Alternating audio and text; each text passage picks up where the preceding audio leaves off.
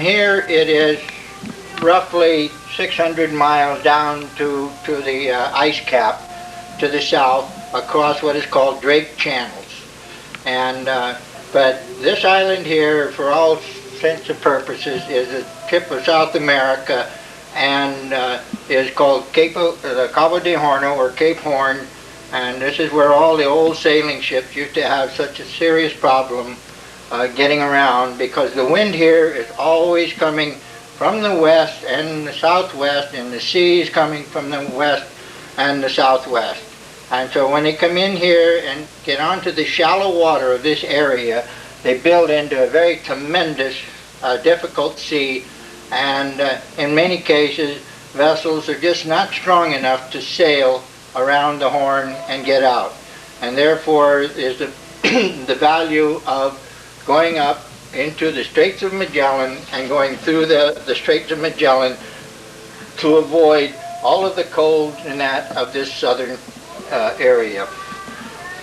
Here again are more shots of this island. As I go around the island, I took many pictures of it because I didn't think I would like to go back there again if I didn't need to. Cabo de Horno here, I have a little note, is way down on the side. This is the common picture you see of the Cape Horn. And way down here, close to the water, is where the little lighthouse is. And over here on this peninsula is where the men are on the radio in the little building there. And then the rest of these pictures show us coming back up through the straits, coming around after I leave this area, coming back up to this area. The trip from Port Williams down around the Horn through this area and that constituted about 250 miles of actual sea travel miles. So the distances are not too long a distance.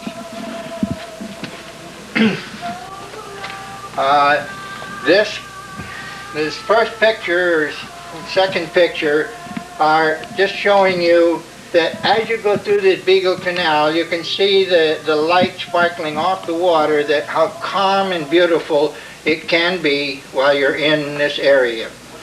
And the next is the city of Port Williams, which is the most southern city naval base in the entire world, of course, and it is called the Port Williams, the capital La Provinciana de Antarctica, which means that this is the capital city of the Antarctica for Chile.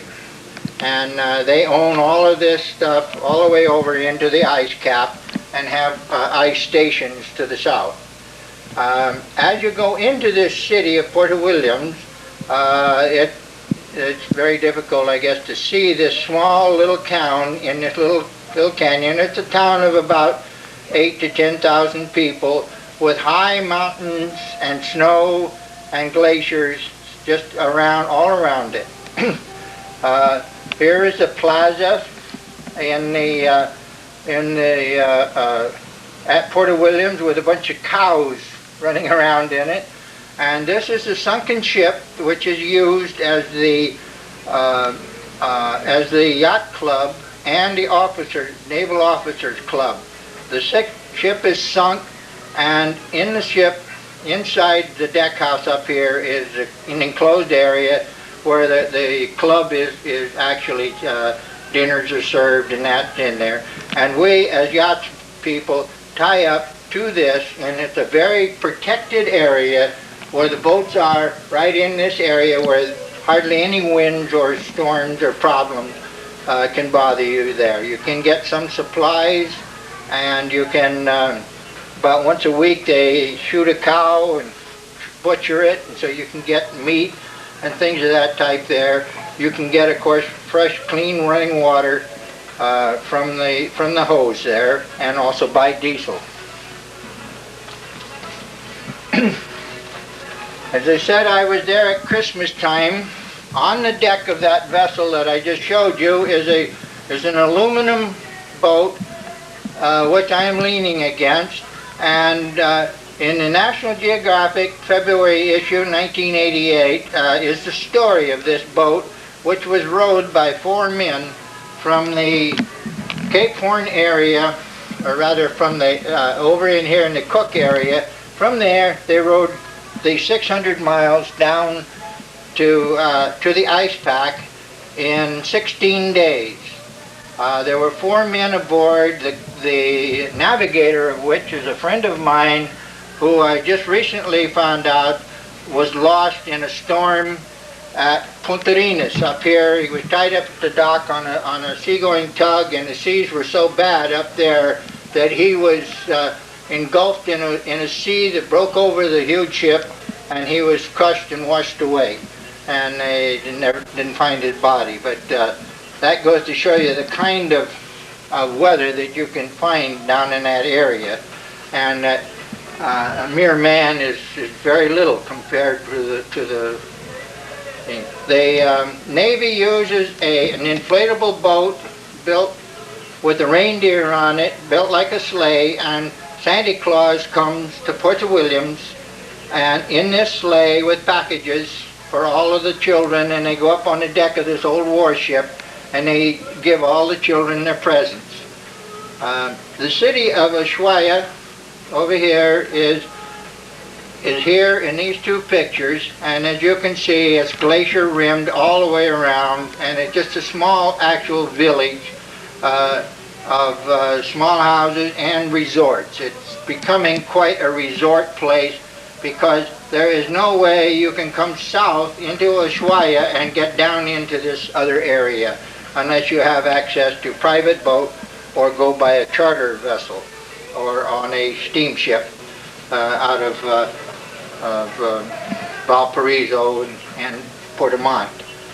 So that gives you the idea of what that area looks like there. And now, on completing and getting my passport and papers and everything done at Port Williams, I now have my 90-day passport freshly stamped, and I'm ready to start out to leave this area and go out into the wilderness of this archipelago. And these are some shots that I took along the line showing you the width of the canal, how when you're traveling through the canal, it gets small, always in view of ice. And then we come to these glaciers, Glacier Hollandi, which comes down from Mount Darwin, which is right down in here. And this is the glacier in here, and it's very difficult to climb in over the little tundra in front, or morass they call it, and because there's a big lake in the face of this. This is another one, the next one, Natalia, which dumps down into the water, and all through the night there's groaning and crumbling and growling as this glacier pushes more and more ice down and falls off into the sea, forming icebergs and ice all around the face here and making it dangerous for our boats to go in, but anything but very, very cautious.